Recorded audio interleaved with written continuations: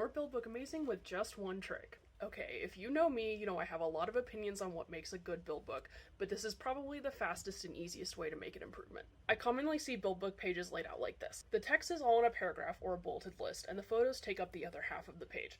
I find this very difficult to parse as a judge because my eyes have to go back and forth between the images and the caption, and each time I have to figure out which caption goes with which image. Judges are going to spend a lot less time with your build book than you probably think they are, and every second counts, so you want your build book to be as readable as possible. And to me, this ain't it. Fortunately, fixing this is very easy.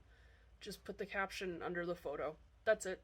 There's no guessing which caption goes with which photo, and it more naturally mimics the way you would typically read things. You can also place the captions next to the photos, but I find this works best if you have fewer photos and or longer captions. Here's an example using one of my old build books. So my captions are pretty short, so arguably it might be easier to pair them with the proper photos this way, but you still do have to go back and forth between the images and the captions every time you want to read through this page. Now, here's what the page actually looks like in my build book. These are the exact same photos and the exact same captions, but look at what a difference they make. I know you're probably watching this on your phone, so the captions are probably small and hard to read, but if you can, try and see how long it takes you to read through this layout versus the other one. And if you're saying, but Lulu, that doesn't work with all the photos I have, this doesn't work with all the text I have to include, this doesn't work with my page limit, that's where my other opinions come into play, so let me know if you'd like some more build book tips.